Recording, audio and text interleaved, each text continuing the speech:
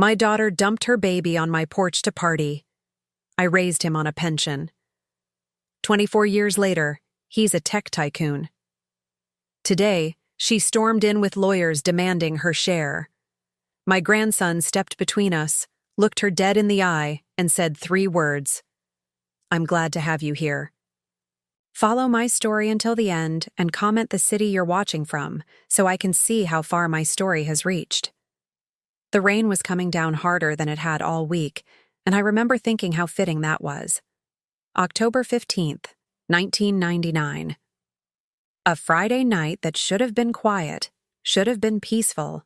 I was 46 years old, recently widowed, trying to figure out how to live on $850 a month from my late husband's pension. The last thing I expected was to find a baby on my front porch. But there he was. I'd gotten up to check the door because I thought I heard crying over the storm. At first, I assumed it was a cat. We had strays in the neighborhood. When I opened that heavy wooden door, the cold October air hit me like a slap. And there, tucked into a car seat that had seen better days, was the tiniest human being I'd ever laid eyes on. He couldn't have been more than a few weeks old. His little face was scrunched up, red from crying, and he was wrapped in a blue blanket that looked like it came from the hospital. Beside the car seat was a diaper bag and an envelope with my name written on it in handwriting I recognized immediately. Nalani, my daughter. My hands were shaking as I picked up that envelope. The baby had stopped crying the moment he felt the warmth from inside the house, and his dark eyes, so much like Nalani's, were staring up at me with a trust I didn't feel I deserved. The note was brief, written on a piece of paper torn from a spiral notebook. Even now, 24 years later, I can recite it word for word. Mom, I can't do this. I need to live my life. His name is Marcus. There's $200 in the bag. Don't try to find me. Nalani. $200. That was what she thought it would cost to raise her son. I stood there in my doorway, rain soaking my slippers, holding this note while this beautiful baby boy looked up at me with eyes that seemed to say, "Please don't give up on me too." The weight of that moment was crushing. I had barely figured out how to take care of myself after Robert died. My little apartment was cramped, my budget stretched to the breaking point. I was grieving, exhausted, and now I was being asked to take on the responsibility of raising a child at an age when most women my age were thinking about grandchildren who visited on weekends. But as I looked down at Marcus, that's what she'd named him, at least she'd given him that much, I saw something that broke my heart wide open. He looked exactly like Nalani had as a baby. The same dark hair, the same stubborn little chin, the same way of looking at the world like he was trying to figure out if it was safe. Nalani had been 17 when she left home. Not because I threw her out, not because we had some terrible fight, but because she said I was suffocating her. She wanted freedom, adventure, a life bigger than what our little town could offer. I understood that desire, even if it hurt to watch her go. But in the 6 years since she'd left, our relationship had become nothing more than occasional phone calls, where she'd ask for money and I'd send what I could, even when I couldn't really afford it. She'd mentioned being pregnant during one of those calls, maybe 8 or 9 months ago. She'd sounded excited then, talking about the baby's father, a man named Cedric who she said was different from the others. I'd asked if she wanted me to come when the baby was born, if she needed help. She'd laughed and said she had everything under control. Apparently, having everything under control meant dumping her newborn son on my doorstep in the middle of a rainstorm. I brought Marcus inside, car seat and all, and closed the door against the storm. My small living room suddenly felt even smaller with this new presence. The baby was quiet now, just looking around with those alert eyes, taking in his new surroundings. I set the car seat on my coffee table and sat down on my old floral couch, staring at him. What was I supposed to do? I was 46 years old, living on a pension that barely covered my $520 rent and basic utilities. I had no experience with babies. Nalani had been a difficult teenager, but I'd forgotten most of what I knew about caring for infants. I didn't have a crib, didn't have formula, didn't have anything a baby needed. But looking at Marcus, seeing how peacefully he was resting now that he was warm and dry, I felt something I hadn't felt since Robert died. Purpose. This tiny person needed me, not because I was convenient or because there was no one else, but because his mother had chosen me. Even in her selfishness, even in her irresponsibility, Nalani had known that I would take care of him.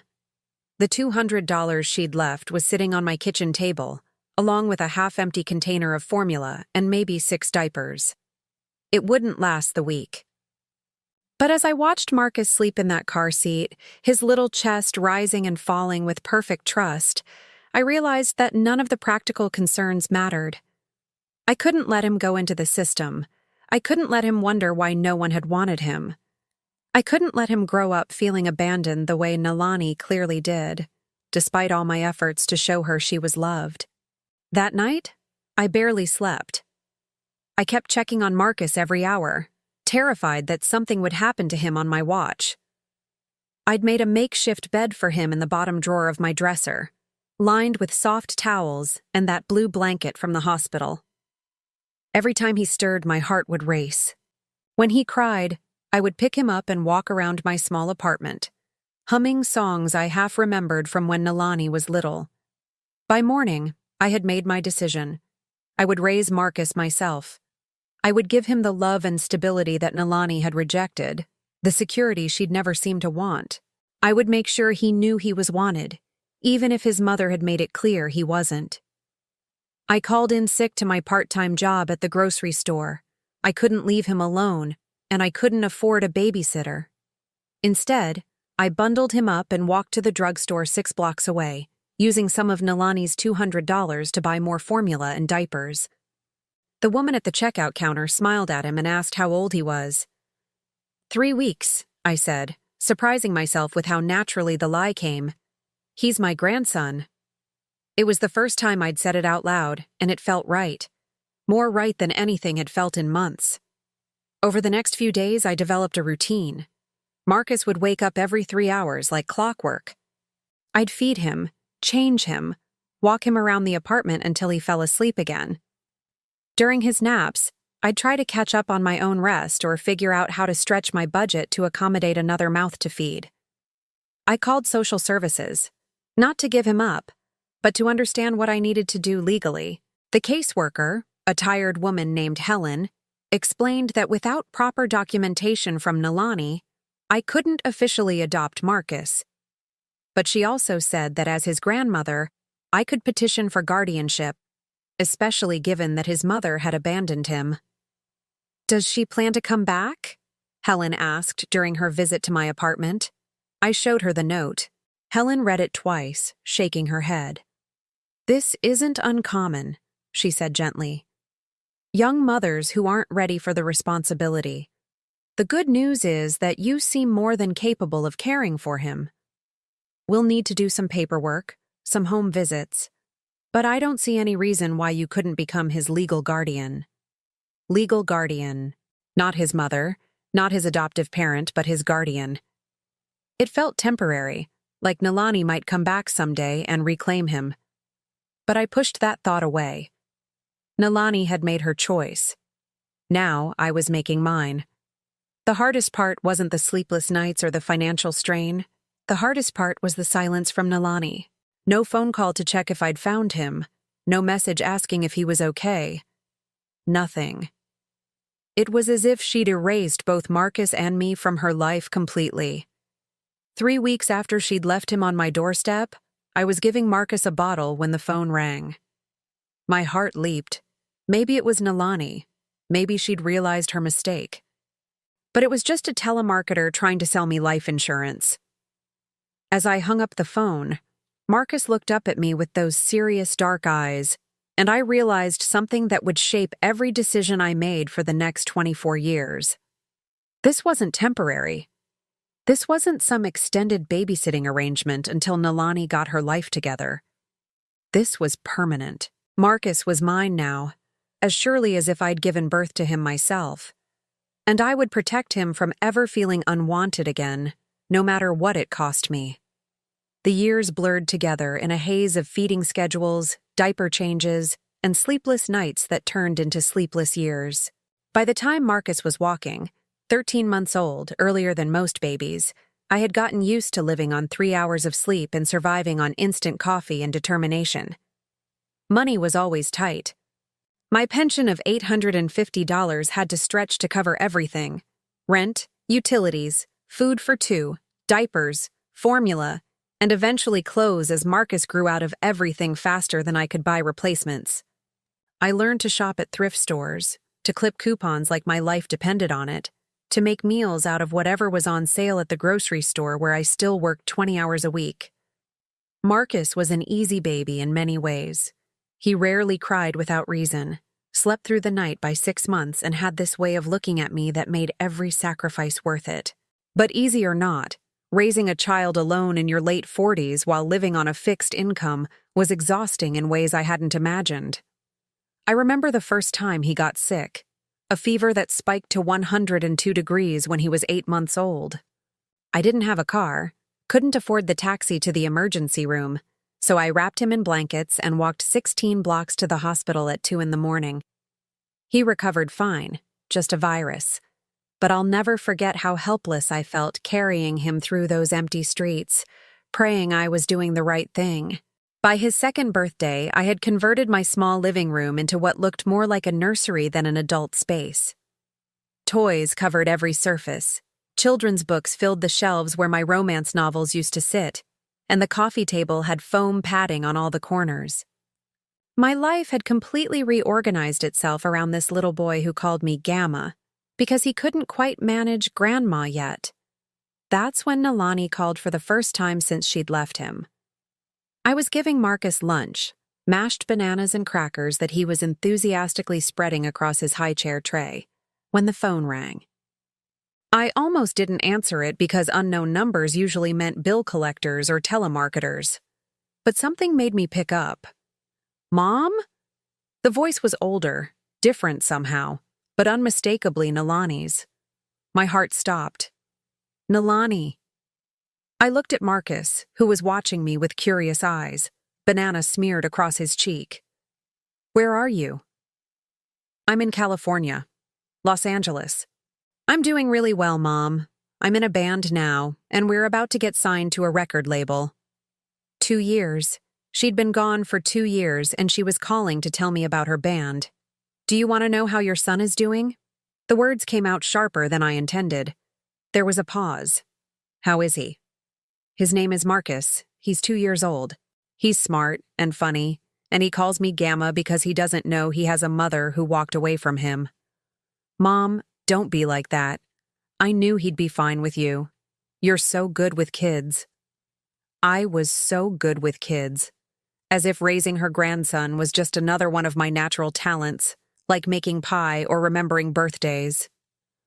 What do you want, Nalani? I was hoping. Things are a little tight right now. The band is between gigs and I'm having trouble making rent. Could you maybe send me a couple $100? Just until we get back on our feet. I looked at Marcus, who had finished his lunch and was reaching for me with sticky hands. $200.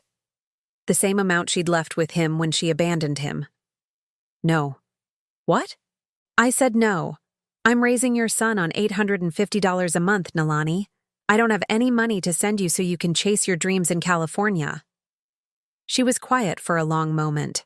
When she spoke again, her voice had that edge I remembered from her teenage years. Fine, I get it. You're punishing me for leaving. I'm not punishing you. I'm protecting him. And myself. Whatever, Mom. I thought you'd want to help your daughter, but I guess I was wrong. She hung up before I could respond. I sat there holding the phone, watching Marcus try to climb out of his high chair, and realized that I wasn't sad. I was angry. Angry that she thought she could call me after 2 years and ask for money without even asking about her son's first words, his first steps, his favorite book, or the fact that he had her smile and her stubborn streak. Marcus looked at me and said, "Gamma up," with his arms stretched toward me. I lifted him out of the chair and held him close, breathing in that sweet baby smell that was already starting to fade as he grew into a toddler. The calls continued sporadically over the years. Sometimes 6 months would pass, sometimes a year, but Nalani would always resurface when she needed money. The band in Los Angeles fell apart. She moved to Portland with a boyfriend who turned out to be married. She tried college again but dropped out after 1 semester. She worked as a waitress, a receptionist, a dog walker. Each phone call brought a new story, a new crisis, a new reason why she needed financial help. And each time I said no. By the time Marcus was 5 and starting kindergarten, I had learned to dread the phone calls. Not because I missed Nalani, though part of me did, but because they upset the careful balance Marcus and I had created. After each call, he would ask questions I didn't know how to answer. "Gamma, who was that on the phone?" "Just someone I used to know, sweetheart." "Why did you look sad after?" How do you explain to a 5-year-old that his mother calls to ask for money but never asks about him? How do you tell a child that the woman who gave birth to him has never once asked to speak to him, never sent a birthday card, never wondered if he was happy or healthy or safe? I chose not to tell him. Maybe that was wrong. Maybe I should have been honest from the beginning, but I couldn't bear the thought of Marcus feeling rejected the way I had felt rejected by Nalani's choices. Instead, I told him that his mother had been very young when he was born and wasn't ready to be a parent, but that she loved him very much and wanted him to be happy. I told him that sometimes adults had to make difficult decisions, and that his mother had decided the best thing for him was to live with me. It wasn't entirely a lie, but it wasn't the whole truth either. Marcus seemed to accept this explanation, the way children accept most things adults tell them. He focused on his life with me, school, friends, the cat we adopted from the shelter when he was 6. He was a good student, curious and eager to learn, always asking questions about everything from why the sky was blue to how televisions worked. Money remained a constant worry. I supplemented my pension with part-time work when I could find it, cleaning houses, babysitting for neighbors, seasonal work at the department store during Christmas. Marcus learned early that money was tight, that we couldn't buy everything he wanted, but he never complained. When other kids got new bikes for their birthdays, Marcus was happy with books from the library. When they went to Disney World for vacation, Marcus was content with day trips to the lake. The hardest conversation we ever had was when he was 8 and asked me directly about his father. We were sitting at our small kitchen table, and Marcus was working on a school project about family trees. He had drawn me at the top, then himself below, but there were empty branches where other families had mothers and fathers, aunts and uncles, cousins. "Gamma, where's my dad?" I had rehearsed this conversation in my head for years, but I still wasn't prepared for the direct way he asked it. "Your father wasn't able to be part of your life, sweetheart. Sometimes that happens with grown-ups." "Is he dead like Grandpa Robert?" "No, he's not dead.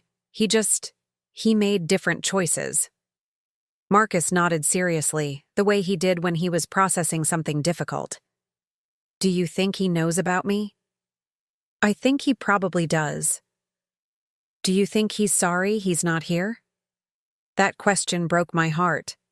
I think any man would be lucky to have you as his son, Marcus. If he doesn't know that, it's his loss, not yours.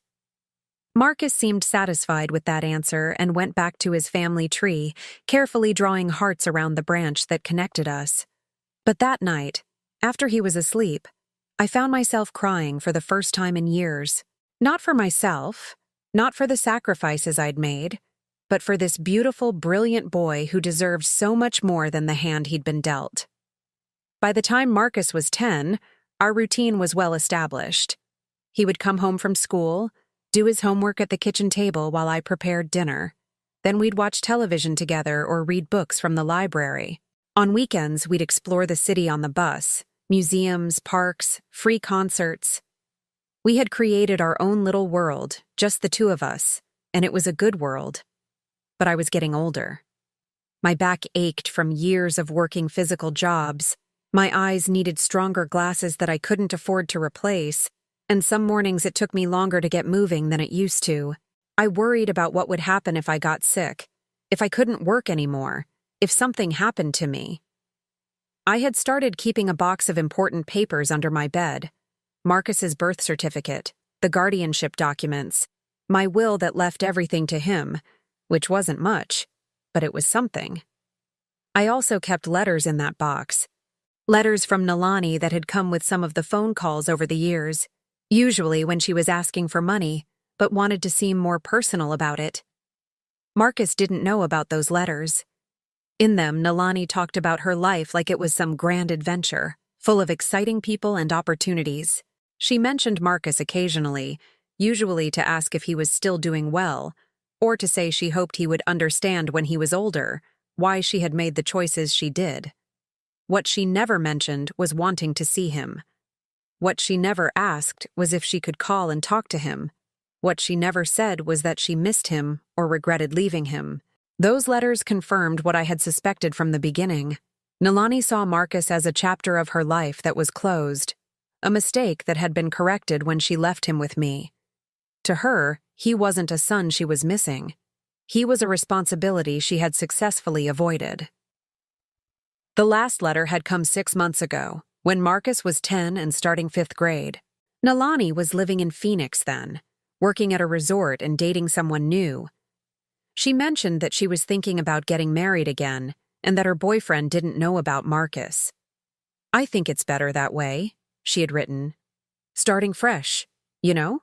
Marcus is happy with you, and you're so much better at the mom thing than I ever was. Maybe someday when he's older we can figure out how to have a relationship. But right now I think it's best if I just let you handle everything." Let me handle everything. As if raising her son was a favor I was doing for her convenience. I had burned that letter after reading it, standing over my kitchen sink watching the paper curl and blacken. But the words stayed with me. And that night I made a decision that I would keep for the next 13 years. I would never tell Marcus about his mother's letters. I would never let him know that she had chosen, again and again, to prioritize her own life over any relationship with him.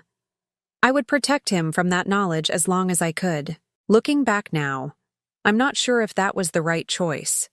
But at the time, watching my 10-year-old grandson sleep peacefully in his small bedroom, surrounded by books and model airplanes and drawings he'd made of the two of us, I couldn't bear the thought of telling him that his mother was out there somewhere, living her life as if he had never existed.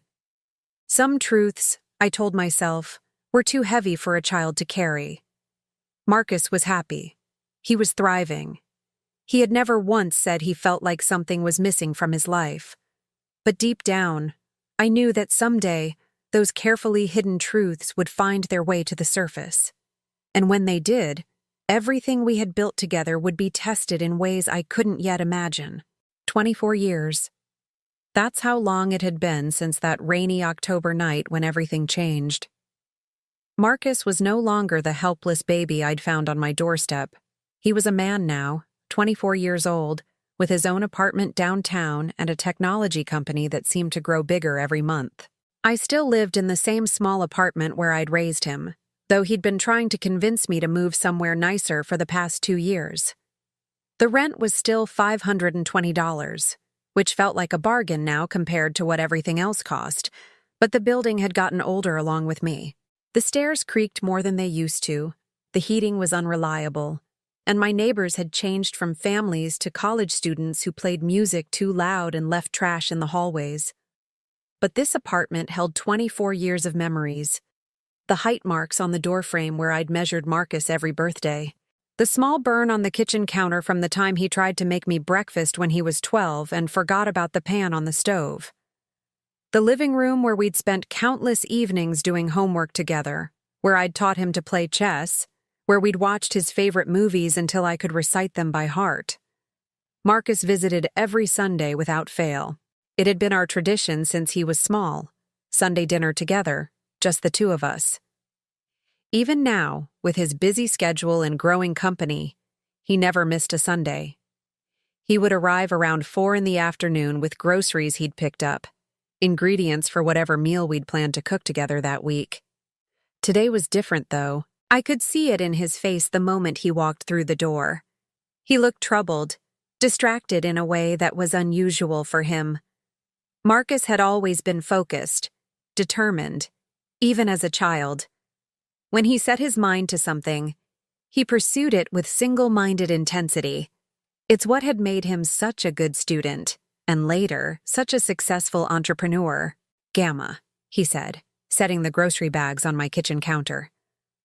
At 24, he still called me Gamma, though it had evolved from the baby nickname into something more intentional, more affectionate. We need to talk about something. My heart clenched. Those words, we need to talk, had never led to anything good in my experience. What's wrong? I asked, trying to keep my voice steady. Marcus ran a hand through his dark hair, a gesture I recognized from his childhood. He did that when he was nervous or trying to work through a problem. I got a call yesterday, from a law firm in Phoenix. Phoenix. The word hit me like a physical blow. The last letter I'd received from Nalani, the one I'd burned 6 months ago, had come from Phoenix. What kind of call? Marcus pulled out one of my kitchen chairs and sat down heavily. They said they represent my mother, my biological mother. He looked up at me and I could see the confusion in his dark eyes. They said she wants to meet me. I felt the blood drain from my face. For 24 years, I had dreaded this moment. I had known it would come eventually, but I had hoped, foolishly, selfishly, that it would be later, much later. Maybe after I was gone, so I wouldn't have to watch Nalani waltz back into Marcus's life after I had done all the hard work of raising him. What did you tell them? I managed to ask. I told them I needed time to think about it. I wanted to talk to you first. Marcus reached across the table and took my hand. His hands were strong now, calloused from the weekend projects he worked on to relax from his high-stress job. Gamma, you've never really told me why she left. I mean, I know she was young and not ready to be a parent, but why has she never tried to contact me? Why now? The questions I had been avoiding for more than 2 decades hung in the air between us. I looked at Marcus, this wonderful man I had raised, this success I was so proud of, and felt the weight of all the truths I had kept from him. It's complicated, sweetheart, I said, falling back on the same vague response I'd been giving him since he was old enough to ask. I'm 24 years old, Gamma. I think I can handle complicated. He was right, of course, but handling the truth and being hurt by it were 2 different things. I had spent his entire life protecting him from the knowledge that his mother had chosen, repeatedly and deliberately, to stay out of his life. Not because she couldn't find him, not because circumstances had kept them apart, but because she had never wanted the responsibility of being his mother. The lawyers mentioned something else, Marcus continued, and I could hear the careful way he was choosing his words. They said my mother has been keeping track of my success, that she's proud of what I've accomplished. A bitter laugh escaped me before I could stop it.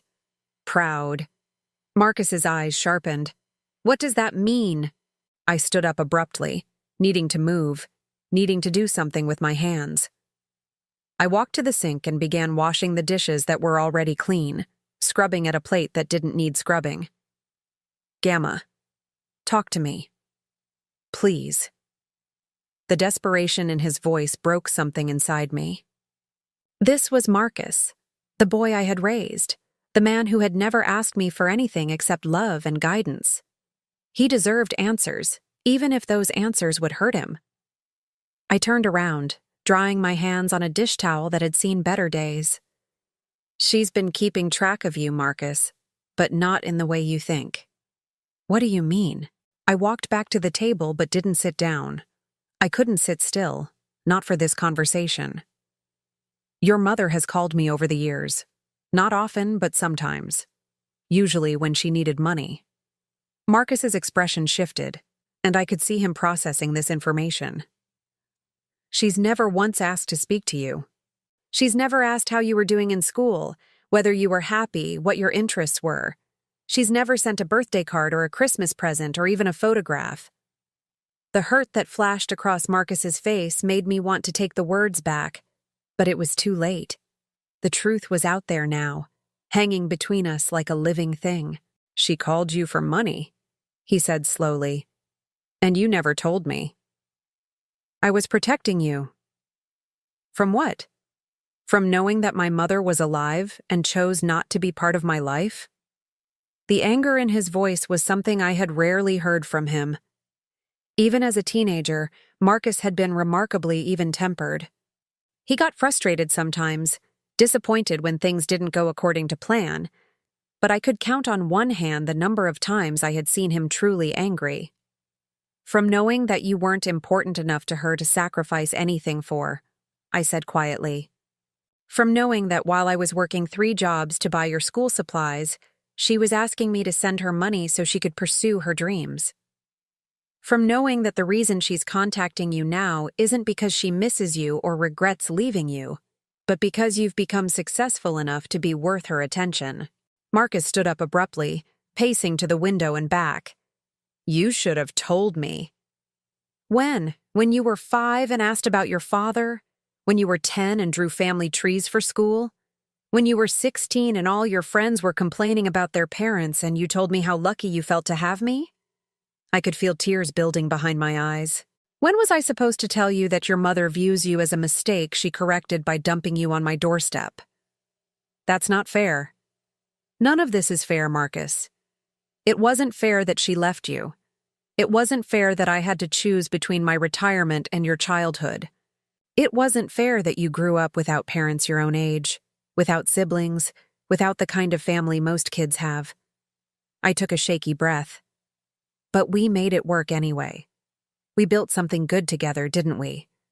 Marcus stopped pacing and looked at me, and I could see the war happening behind his eyes. The man who loved me and was grateful for everything I had done for him, versus the son who was hurt and angry about being lied to, even if those lies had been meant to protect him. "Yes," he said finally. "We did build something good, but Gamma, those were my choices to make. My decisions about whether I wanted a relationship with her or not. You took that away from me." He was right. I knew he was right. But knowing it and accepting it were 2 different things. "I know," I whispered. "I know I should have told you. I couldn't bear to see you hurt by her again." "Again?" I closed my eyes. Another truth I had kept from him. "She hurt you when she left you, Marcus. You were so small, but you cried for days. You kept looking toward the door, like you were waiting for someone. It took weeks before you stopped startling every time you heard footsteps in the hallway. You were just a baby, but somehow you knew you'd been abandoned." The silence stretched between us, heavy with years of unspoken truths and carefully constructed protections. Finally, Marcus sat back down across from me. When he spoke, his voice was gentler but still strained. "The lawyers said she wants to arrange a meeting. They didn't say why exactly, just that she feels it's time we had a relationship." He looked directly at me. "They also mentioned that she knows about my company's value, about my financial situation." There it was. The piece of information that confirmed my worst suspicions about why Nalani had chosen this moment to resurface. "What are you going to do?" I asked. Marcus was quiet for a long time, staring down at his hands. When he looked up, his expression was resolute, but sad. "I'm going to meet with her. I need to know who she is, what she wants, why she left." He paused. "I need to know for myself, not just what you've told me to protect me." I nodded, though my heart was breaking. "Okay. Will you be angry if I do?" The question surprised me. After everything, after the hurt and the accusations and the revelations, he was still worried about disappointing me.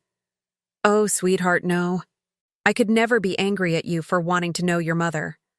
I'm scared for you because I don't trust her motives, but I'm not angry." Marcus reached across the table and took my hand again.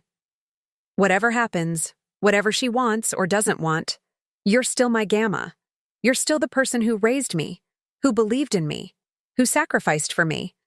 That doesn't change. I squeezed his hand, trying to memorize the feeling of it.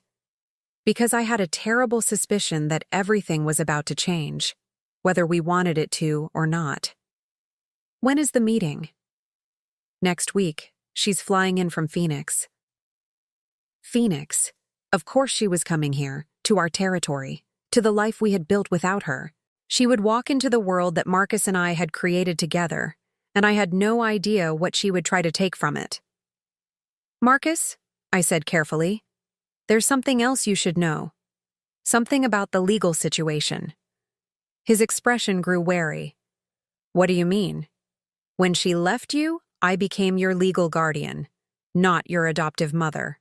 That was all I could afford at the time, and it seemed like enough. I took a deep breath. But it means that technically, legally, she's still your mother. She still has certain rights.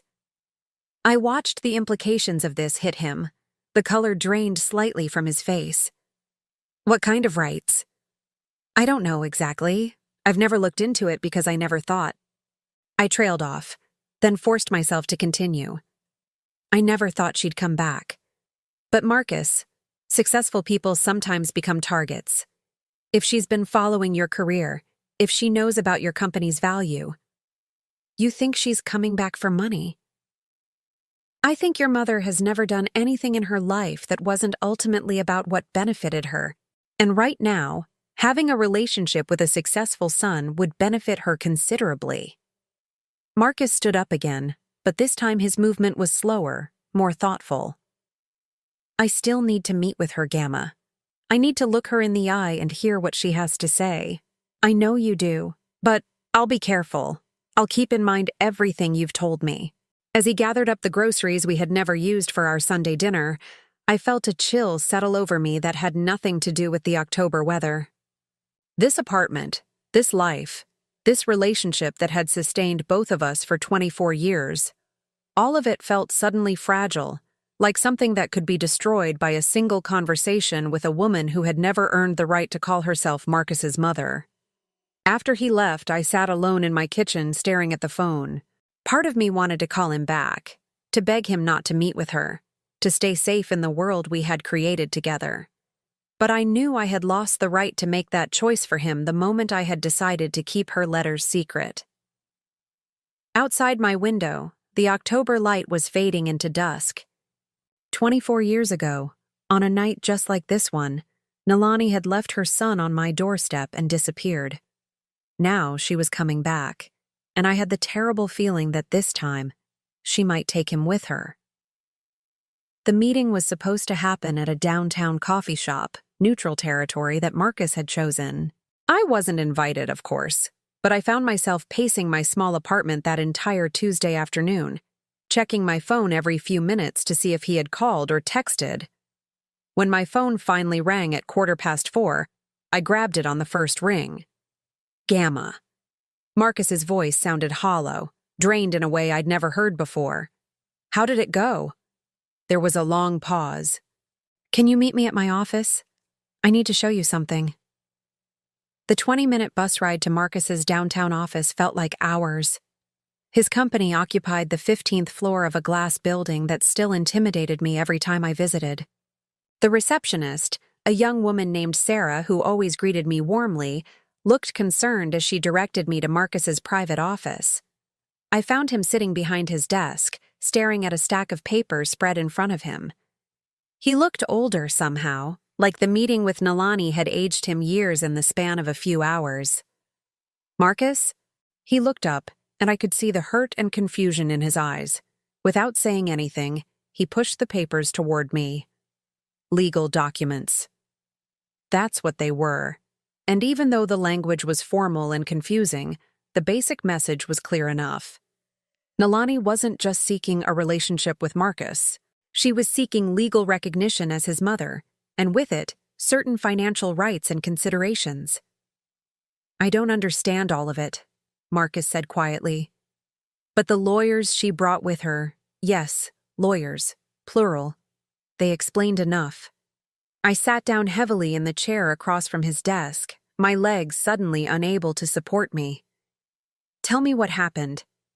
Marcus leaned back in his chair, running both hands through his hair. She looked exactly like I remembered from the few photos you had of her. Older, obviously, but the same face, the same smile. He paused.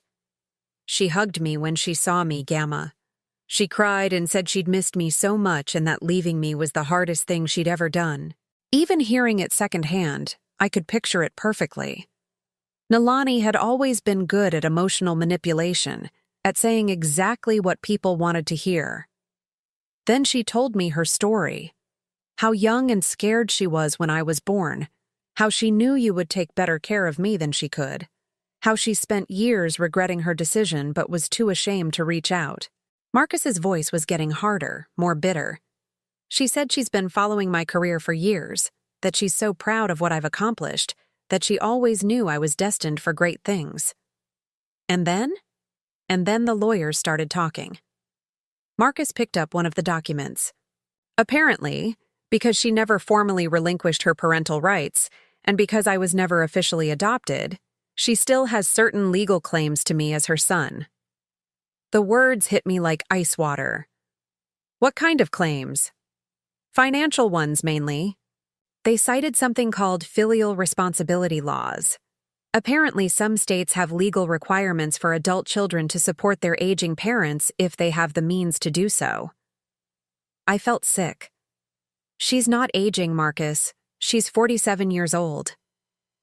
I pointed that out. The lawyers said age wasn't necessarily a factor, that financial hardship was the key issue. Marcus set the paper down with more force than necessary. She's apparently in debt, Gamma. Credit cards, a failed business venture, medical bills from some kind of surgery last year. She's looking at bankruptcy. Of course she was. Nalani had never been responsible with money, even as a teenager. The idea that she would suddenly develop fiscal responsibility in her 40s was laughable, except that nothing about this situation was funny. She wants me to help her, Marcus continued. Not as a favor, not as a gift, but as her legal right as my mother. She's prepared to go to court if necessary to establish her parental rights and my financial obligations. Can she do that? According to her lawyers, yes, maybe. The law is apparently complicated, and a lot would depend on which judge we got and how they interpreted the specific circumstances. Marcus stood up and walked to his window, looking out at the city below. But even if she loses, the legal battle could go on for months. It would be expensive, time-consuming, and very public. Very public. That was the real threat, wasn't it?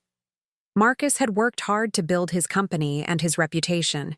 A messy legal battle with his estranged mother would be exactly the kind of publicity that could damage everything he had accomplished. What did you tell her? Marcus turned back to me, and I could see the anger building behind his careful composure. I told her I needed time to review the documents with my own lawyer. She said that was fine, but that she hoped we could work something out as a family without involving the courts. As a family? The words tasted bitter in my mouth. That's when I asked her about you. Something in his tone made my stomach clench. What about me? I asked her why, if she was so concerned about family relationships, she had never tried to contact you either. Why she had never thanked you for raising her son, never asked how you were doing, never acknowledged what you had sacrificed for me. I held my breath, waiting. She said she figured you were fine, that raising me had probably been fulfilling for you since you never had any other children. She said she assumed you enjoyed having a purpose in your retirement years. The casual cruelty of it was breathtaking. 24 years of my life, dismissed as a pleasant hobby that had given me something to do in my old age. But then she said something else, Marcus continued, and his voice dropped to barely above a whisper. She said she hoped there wouldn't be any unpleasantness between you and her because she'd hate for our family reunion to cause problems for someone who had been so helpful over the years. She threatened me. Not directly, but the implication was clear. If you caused problems for her, if you tried to interfere with her relationship with me, there might be consequences. I stood up abruptly, anger flooding through me like nothing I had felt since the night she had left Marcus on my doorstep. What kind of consequences? I don't know. I didn't ask for specifics because I wanted to get out of there and talk to you first. Marcus walked back to his desk and gathered up the papers. But Gamma, I need you to know something. Whatever legal rights she thinks she has, whatever claims she wants to make, none of it changes how I feel about you. You're my family. You're the person who raised me, who loved me, who made me who I am today. The fierceness in his voice brought tears to my eyes. Thank you for saying that. It's not just something I'm saying. It's the truth. Marcus came around the desk and took my hands in his. But I also need you to know that I'm not going to let her manipulate me, and I'm not going to let her hurt you. Marcus, you don't understand what she's capable of. When she wants something, she doesn't stop. She'll use every emotional trick she knows, every legal loophole she can find. Then we'll fight her. The simple determination in his voice reminded me of the little boy who had once announced he was going to build a rocket ship to take us to the moon. When Marcus set his mind to something, he found a way to make it happen. It won't be easy, I warned him. And it won't be cheap. I can afford expensive lawyers, Gamma. That's one advantage of the success she's trying to exploit. Marcus squeezed my hands. What I can't afford is to let her destroy everything we've built together. Over the next few days, Marcus consulted with 2 different law firms that specialized in family law. The news wasn't good. Nalani's legal position was weaker than her lawyers had implied, but it wasn't non-existent. The fact that she had never formally relinquished her parental rights did give her certain standing, and the complexity of the laws around adult children's financial obligations to their parents meant that even a losing battle could be long and expensive. The worst part, Marcus told me over dinner at my apartment that Friday, is that she knows I'll probably settle rather than fight. A public court battle could hurt my company, and she's counting on that. How much does she want? Marcus set down his fork and looked at me across my small kitchen table. $200,000 as a starting point for what she calls retroactive child support. The money she claims I owe her for giving birth to me, and then sacrificing her youth by allowing me to be raised in a stable home. The audacity of it was staggering. She wanted Marcus to pay her for the privilege of having been abandoned. There's more, Marcus continued. She also wants ongoing monthly payments, $5,000 a month, which she says is reasonable given my income level and her status as my mother. $5,000 a month, $60,000 a year for the rest of Nalani's life, as payment for having given birth to a son she dumped on her mother's doorstep and ignored for 24 years. You're not seriously considering this, I said. I'm considering all my options. My lawyers say that even if we fight and win, the legal costs could easily reach $50,000 or more, and that's assuming she doesn't appeal, which she probably would. I could see the calculation happening in his mind, the cold business logic that had made him successful. Pay her what she wanted, or pay lawyers almost as much with no guarantee of victory and the added cost of public embarrassment. Marcus, if you give her money now, she'll never stop. There will always be another emergency, another expense, another reason why you owe her more. I know that, Gamma, but I also know that fighting her could cost me everything I've worked for. That's when I realized what I had to do. There's another option, I said quietly. Marcus looked at me with curiosity and concern. What do you mean? I stood up and walked to my bedroom, returning with the small metal box I kept under my bed. The box containing all the important papers from our life together, including the letters I had never shown him. I've been keeping something from you, I said, setting the box on the table between us. Something that might change everything. Marcus's expression grew wary. More secrets? Not secrets to protect you this time. Evidence to protect us both. I opened the box and pulled out a folder containing copies of every letter Nalani had sent me over the years, along with records I had kept of every phone call, every request for money, every casual dismissal of Marcus's existence. "She's been in contact with me regularly for 24 years, I said, handing him the folder.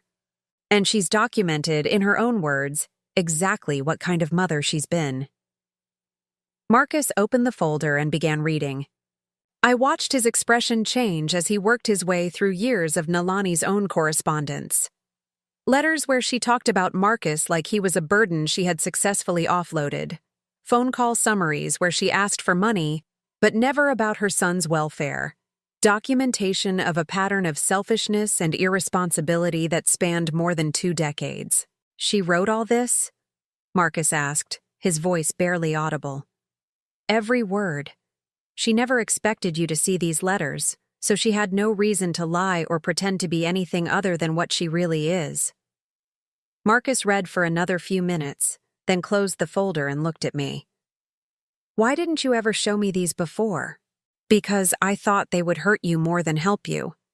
But now," I took a deep breath, "now I think they might be exactly what we need to fight her." Marcus was quiet for a long time, staring down at the folder. When he finally spoke, his voice was different, harder, more resolved. "She's not going to get away with this." "What are you going to do?" Marcus stood up, gathering the folder and the legal documents Nalani's lawyers had given him. "I'm going to call her lawyers and tell them we'll see them in court. And then I'm going to make sure that everyone involved in this case, every judge, every mediator, every court official, knows exactly what kind of person is making these claims." The determination in his voice was absolute, and I felt something I hadn't felt since this whole nightmare began. Hope. "Are you sure, Marcus?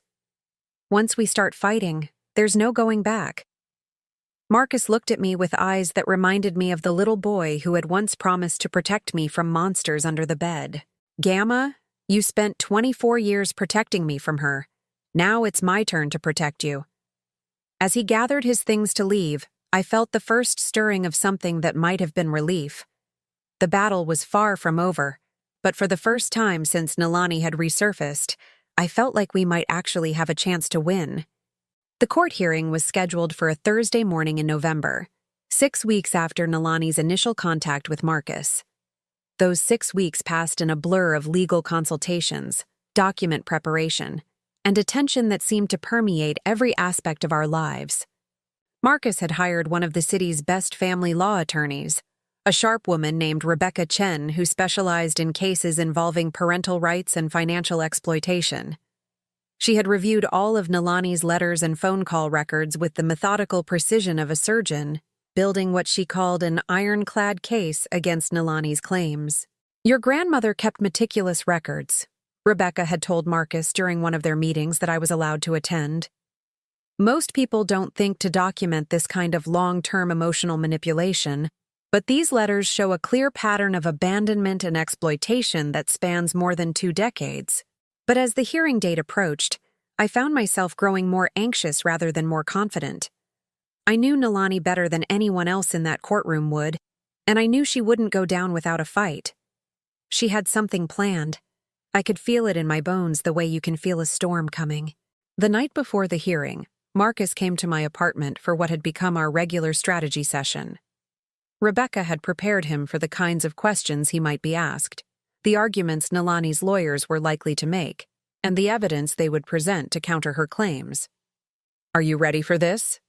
I asked him as we sat at my kitchen table with cups of coffee that had gone cold. Marcus looked tired. The stress of the past 6 weeks had taken a toll on him, and I could see it in the lines around his eyes, the way his shoulders stayed perpetually tense. "I think so. Rebecca says we have a strong case, and the evidence from the letters speaks for itself." "But?" He looked at me sharply. "How did you know there was a but?" "Because I've known you for 24 years, and I can hear it in your voice." Marcus sighed and leaned back in his chair. "I keep thinking about what she said that first day, about not wanting this to become unpleasant for you. I'm worried she has something planned, some way to turn this around and make you the bad guy." His concern for me, even in the middle of his own crisis, made my heart ache with love and pride. Marcus, whatever she says about me, whatever lies she tells, it doesn't matter. What matters is that the truth comes out. I know that. But I also know that you're 70 years old, and you shouldn't have to go through this kind of stress because of choices she made when she was 23. I reached across the table and took his hand, noting how much larger it was than mine now, how capable and strong it felt. Sweetheart, I went through 24 years of stress because of choices she made when she was 23. This is just the end of it, finally. The next morning, we arrived at the courthouse early. Rebecca had warned us that Nalani would likely try to create a spectacle, to present herself as a grieving mother who had been kept from her son by a possessive grandmother. She had coached both Marcus and me on how to respond to emotional manipulation, how to stick to the facts even when Nalani tried to make the proceedings about feelings rather than evidence. But nothing could have prepared me for seeing her again after all these years. She looked good. Better than good, actually. Her hair was professionally styled, her makeup expertly applied, and she was wearing a conservative blue dress that made her look like someone's respectable suburban mother. The only thing that hadn't changed was her eyes, which still held that calculating quality I remembered from her teenage years. She was surrounded by 3 lawyers, which seemed excessive for what should have been a straightforward hearing. But as Rebecca had warned us, Nalani's legal team was playing for much higher stakes than just financial support.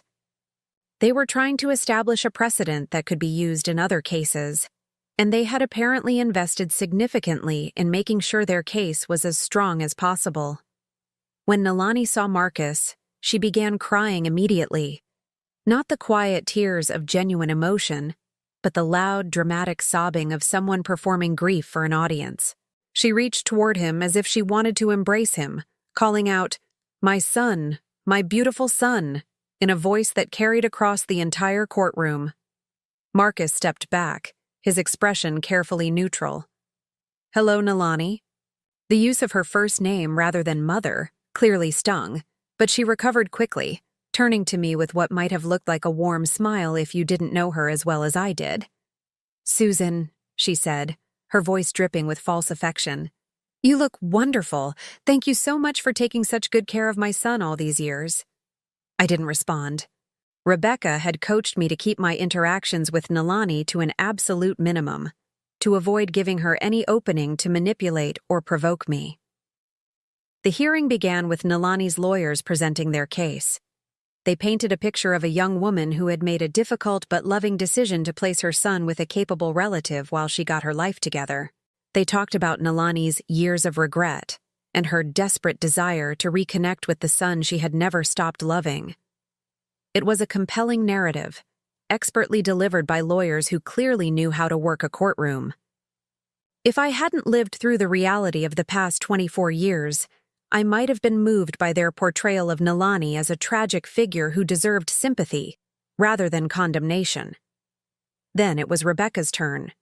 She began by reading excerpts from Nalani's own letters, using Nalani's own words to dismantle the story her lawyers had just told.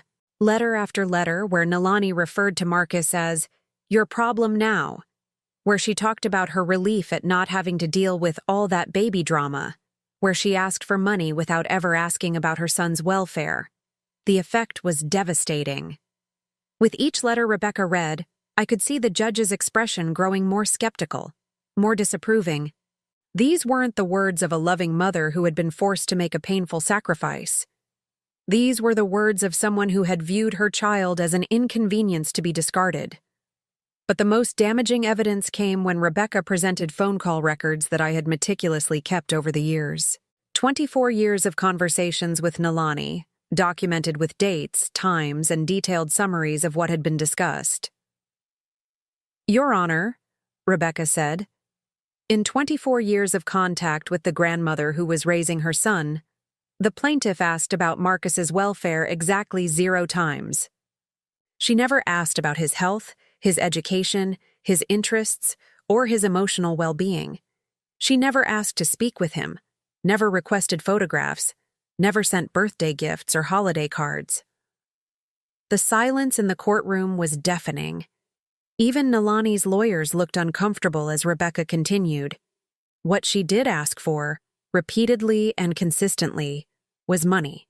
Financial assistance for herself, with no regard for the financial burden her mother was carrying while raising the child she had abandoned. That's when Nalani's composure finally cracked. "That's not true," she shouted, jumping to her feet despite her lawyer's attempts to restrain her. "I was young and scared and doing the best I could. I knew Marcus was better off with her. She always made me feel like I couldn't do anything right anyway." The outburst was exactly what Rebecca had been hoping for. In a matter of seconds, Nalani had revealed the entitled, self-centered person she had always been, the one who blamed everyone else for her own choices and their consequences. "I loved him," Nalani continued, her voice rising to a pitch that made several people in the courtroom wince. "I loved him enough to give him a better life than I could provide. And now that he's successful, I have a right to benefit from that success. I'm his mother." Marcus stood up slowly, his face pale but his voice steady and strong. "Your Honor, may I respond to that?" The judge nodded, and Marcus turned to face Nalani directly for the first time since entering the courtroom. "You are not my mother," he said quietly, but with such conviction that his words seemed to echo in the silence. "A mother is someone who gets up at 3 a.m. when her child has nightmares. A mother is someone who works 3 jobs to pay for school supplies and birthday parties. A mother is someone who sits in hospital waiting rooms and teaches you to ride a bike and helps you with homework even when she's exhausted." He gestured toward me. "That woman sitting over there is my mother. She earned that title through 24 years of love and sacrifice and dedication. You're just someone who gave birth to me and then walked away." The judge called for a brief recess, during which Nalani's lawyers huddled around her, clearly trying to convince her to control her emotions and stick to their planned strategy. But the damage was done. Her outburst had revealed her true character in a way that no amount of legal maneuvering could undo. When the hearing resumed, Rebecca presented one final piece of evidence that she had been saving for maximum impact. A letter that Nalani had written to me just 3 years earlier, when Marcus was 21 and his company was beginning to show signs of real success. In that letter, Nalani had explicitly stated that she was glad Marcus didn't know about her, because it allowed her to start fresh with new relationships without the baggage of having an adult son. She had written that she hoped he would continue to be successful because maybe someday it would be worth the hassle of having a relationship with him. The words hung in the air like a physical presence, impossible to ignore or explain away. Even Nalani's lawyers looked defeated as Rebecca finished reading. "Your Honor," Rebecca said, "this is not a case about a mother seeking to reconnect with a beloved child. This is a case about a woman attempting to profit from the success of a son she discarded and ignored for 24 years. The evidence of her abandonment and exploitation is overwhelming, and her recent claims of maternal love are contradicted by decades of her own documented statements." The judge took less than 10 minutes to reach his decision. "After reviewing the extensive documentation presented by both parties," he said, "I find that the plaintiff has no credible claim to financial support from the defendant. The evidence clearly shows a pattern of abandonment and manipulation that spans more than 2 decades. Moreover, the plaintiff's own written statements contradict her current claims of maternal affection and concern." He looked directly at Nalani. "Ms. Holloway, you made a choice 24 years ago to relinquish the responsibilities of motherhood. You cannot now claim the benefits of that relationship while continuing to deny those same responsibilities." Then he turned to Marcus. "Mr. Holloway, you are under no legal or moral obligation to provide financial support to someone who contributed nothing to your upbringing and who has shown no genuine interest in your welfare throughout your life." The gavel came down with a finality that seemed to echo through my entire body. It was over. After 24 years of carrying the burden of Nalani's abandonment, after 6 weeks of legal threats and emotional manipulation, it was finally over. But as we gathered our things to leave, Nalani wasn't finished. She approached Marcus one last time, her face twisted with anger and desperation. "You'll regret this," she said, her voice low and vicious. "You think you're better than me, but you're nothing without the money I helped you get by leaving you with her. You owe me everything. And someday you'll realize that." Marcus looked at her with something that might have been pity. "I don't owe you anything," he said quietly. "And I never want to see you again." As we walked out of the courthouse together, I felt lighter than I had in years. The weight of Nalani's potential return, the fear of losing Marcus to her manipulation, the burden of keeping her secrets, all of it was gone. But the real victory wasn't the judge's decision or the legal vindication. The real victory was watching Marcus walk away from his biological mother without a second glance, his arm linked with mine, choosing the family that had chosen him over the family that had abandoned him. We had won more than a court case. We had won our freedom. 5 months have passed since that November morning in the courthouse, and I'm sitting on the balcony of my new apartment, watching the sunset over the city skyline. The apartment is bigger than my old one, brighter, with a view that stretches for miles. Marcus insisted on moving me here after the court case was settled, saying he couldn't bear the thought of me spending another winter in that drafty old building where I'd raised him. I resisted at first. That small apartment had been our home for 24 years, the place where Marcus had taken his first steps, where we'd celebrated birthdays and holidays, where we'd built our life together one day at a time. But Marcus was right. It was time for a new beginning. The apartment came with something I never expected to have again: peace of mind. For the first time since that rainy October night in 1999, I don't wake up wondering if today will be the day Nalani reappears to disrupt our lives.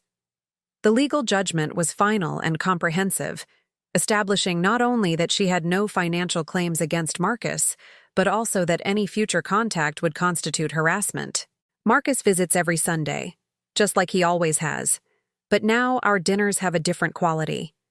The shadow that had hung over us for so long, the unspoken fear that someday his real mother might return to claim him, is gone. We can talk about the future without wondering if we'll have one together. We can make plans without the constant underlying anxiety that everything we'd built could be destroyed by a single phone call. Today is special, though.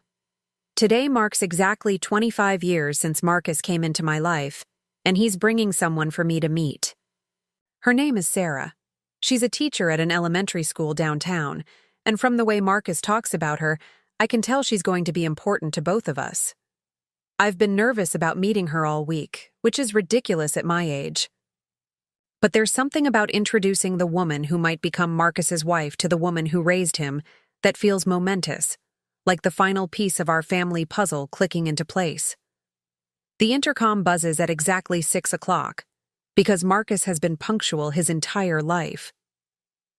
"Gamma, we're here," his voice comes through the speaker, warm with excitement. When I open the door, I see Marcus standing beside a woman with kind eyes and dark hair pulled back in a simple ponytail. She's pretty in an understated way, but what strikes me most is how comfortable she looks standing next to him, like they fit together naturally. "Gamma, this is Sarah," Marcus says, and I can hear the pride in his voice. "Sarah, this is my grandmother, Adela, but everyone calls her Gamma." Sarah steps forward and takes my hand, her grip firm and warm. "Mrs. Holloway, I've heard so much about you. Marcus talks about you constantly. I feel like I know you already." "Call me Gamma," I say automatically, because that's what I've been called for 25 years now, and it's who I am. "And I hope everything he's told you has been reasonably flattering." Sarah laughs, a genuine sound that makes me like her immediately. "Only the most wonderful things. He says you're the strongest woman he's ever known." As we settle into my living room, I find myself studying Sarah the way I imagine mothers have always studied their sons' girlfriends. She's attentive, but not obsequious, asking questions about my life and interests without making it feel like an interview. When Marcus tells a story about his childhood, she listens with genuine interest, laughing at the funny parts and looking properly impressed at his accomplishments. But what wins me over completely is the way she looks at him when he's not paying attention. There's love there, yes, but also respect and admiration and something deeper. The kind of caring that can sustain a relationship through difficulties and disappointments, and all the ordinary challenges of building a life together. Over dinner, Sarah tells me about her work at the school, about the challenges and rewards of teaching second grade. She talks about her students with the same kind of protective affection I recognize from my own feelings about Marcus, and I realize she understands what it means to care for children who aren't biologically your own. Marcus tells me you raised him from the time he was a baby, she says as we're finishing our meal. That must have been incredibly difficult, starting over with a child when you were already in your 40s. It was the best thing that ever happened to me, I say, and I mean it completely. I didn't know it at the time.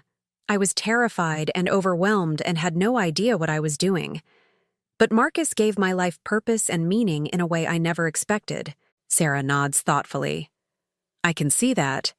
You can see how much you love each other just by watching you together. After dinner, Marcus helps me clear the table while Sarah admires the photos I have displayed throughout the apartment. Pictures of Marcus at every stage of his life, from that first professional photo I had taken when he was 6 months old to his college graduation, to the newspaper article about his company's success. Gamma, Marcus says quietly as we're loading the dishwasher. What do you think of her? I look through the kitchen doorway at Sarah, who is examining a photo of Marcus's 8th birthday party with a gentle smile on her face. I think she's exactly what you need, I say. Someone who sees who you really are and loves you for it. Marcus's face lights up. I was hoping you'd say that, because... He reaches into his jacket pocket and pulls out a small velvet box. I'm going to ask her to marry me. The ring is beautiful, a simple solitaire that manages to be both elegant and unpretentious, exactly the kind of ring Sarah would choose for herself. But more than the ring, it's the look on Marcus's face that takes my breath away. Pure joy, uncomplicated by doubt or fear or any of the shadows that have followed us for so many years. When? I ask. Next week. I've planned a whole evening, dinner at the restaurant where we had our first date, then a walk through the park where we first said we loved each other. Marcus's eyes are bright with excitement and nervousness. I wanted to show you the ring first, though. I wanted your blessing. My blessing. As if I have any authority to grant or withhold approval for the choices he makes in his life. But I understand what he's really asking. He wants to know that I'm happy for him, that I support his choice, that I welcome Sarah into our small family. You have it, I say, reaching up to touch his cheek the way I used to when he was small. You have all my love and all my blessings, sweetheart. She's a lucky woman, and I think you're pretty lucky too. When we rejoin Sarah in the living room, she's looking at a photo from Marcus's high school graduation, one of my favorites, where he's wearing his cap and gown and grinning at the camera with the kind of pure happiness that only comes from achieving something you've worked hard for. He was valedictorian, I tell her proudly. I know, Sarah says. He's still the smartest person I've ever met, but more than that, he's the kindest. Do you know he volunteers at the Children's Hospital every month, reading to kids who are going through long-term treatment? I didn't know that, and the surprise must show on my face because Marcus looks embarrassed. It's nothing special, Gamma, just something I started doing a couple of years ago. But it is special, and it tells me something important about the man I raised. Despite everything he went through, the abandonment, the financial struggles, the uncertainty about his identity and worth, he grew up to be someone who gives back, who cares about children who are facing their own difficulties. As the evening winds down, Sarah helps me with the last of the cleaning up while Marcus steps onto the balcony to take a business call. It gives us a few minutes alone, and I find myself wanting to say something to her, though I'm not quite sure what. Sarah, I begin, then pause, trying to find the right words. Marcus hasn't had an easy life. His mother, well, she wasn't able to be the parent he needed. There are things about his childhood, his family situation, that were complicated and sometimes painful. Sarah nods seriously. He's told me about that, about how his mother left him with you when he was a baby, and how she tried to come back into his life recently for financial reasons. He told you about the court case? Everything, Sarah says. He doesn't keep secrets from me, and I appreciate that. I know you protected him from a lot of pain over the years, and I want you to know that I'll never let anyone hurt him if I can help it. The fierceness in her voice reminds me of myself 25 years ago, standing in my small apartment with a baby I was determined to protect from the world that had already failed him once. I'm glad, I say simply. He deserves someone who will fight for him. As they're getting ready to leave, Marcus gives me one of his bear hugs, the kind that still make me feel like the most important person in his world. Thank you, Gamma, he says quietly. For everything, for raising me, for protecting me, for loving me even when it was hard. I know I've never said it enough, but I wouldn't be who I am today without you. You don't need to thank me for loving you, I tell him. That was never a sacrifice. That was a privilege. After they leave, I sit on my balcony in the gathering darkness, thinking about how different my life is now from what I expected it would be at 70 years old. I thought I would be alone by now, living quietly on my pension, visiting my husband's grave on Sundays, and reading romance novels to pass the time. Instead, I have a grandson who calls me every day, who brings me into his business decisions, who values my opinion and seeks my advice. I have a future daughter-in-law who treats me with genuine affection and respect. I have the prospect of great-grandchildren someday, of birthday parties and holiday celebrations, and all the ongoing joy of watching a family grow and evolve. Most importantly, I have peace, the kind of deep, settled peace that comes from knowing that the battle is over and you've won. Not just the legal battle with Nalani, but the longer, more difficult battle to build something good and lasting and true from the wreckage of abandonment and betrayal. Tomorrow is Monday, and Marcus will call me in the morning like he does every day to check in, to tell me about his weekend, to make sure I'm feeling well and that I have everything I need. Sarah will probably be with him, and maybe she'll take the phone to say hello and ask about my plans for the week. Next Sunday, they'll come for dinner again, and maybe Marcus will have news about Sarah's answer to his proposal. I'm not worried about what she'll say. I saw the way she looked at him tonight, the way she lit up when he talked about their future together. In a few years, there might be a wedding to plan, grandchildren to spoil, a house in the suburbs where Sunday dinners happen around a bigger table with more voices and more laughter.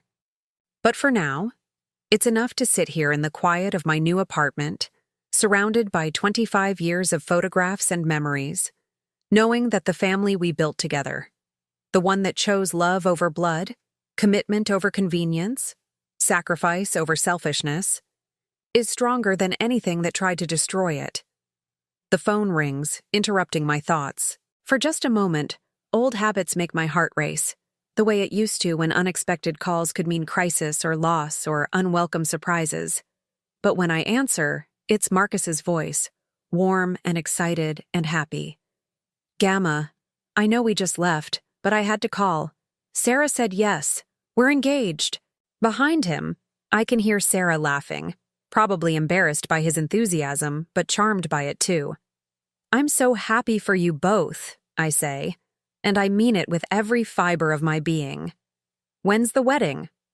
We're thinking next fall. Sarah wants to finish out the school year, and I want to make sure we plan something really special. Will you help us? Will I help them plan their wedding? Will I be part of this new chapter? This expansion of our small family into something bigger and richer and more complete? I would love to, I say, and as I hang up the phone, I realize that this is what happiness looks like. Not the dramatic, overwhelming joy of movies and romance novels, but the quiet, deep satisfaction of knowing that everyone you love is exactly where they belong. 25 years ago, a young woman left her baby on my doorstep and walked away.